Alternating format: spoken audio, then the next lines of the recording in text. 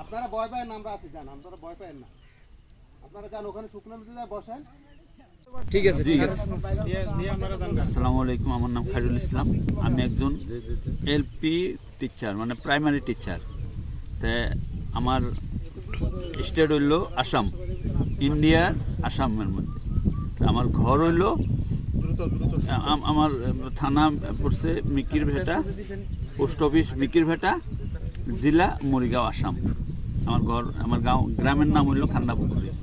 আমাকে মা বাবার আদিপুরুষ আমরা ইন্ডিয়ারই মানুষ,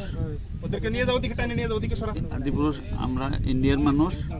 আমাকে এখানে সমস্ত আছে, বাড়িঘর আছে, মাটি বাড়ি আছে, হ্যাঁ, কোনো অসুবিধা নেই। আমার মা ওয়ার্ড মেম্বারে পাস করছে, আমার ভাইয়ে ওয়ার্ড মেম্বারের মধ্যে পাস করছে, এটিরও ইয়ে আছে।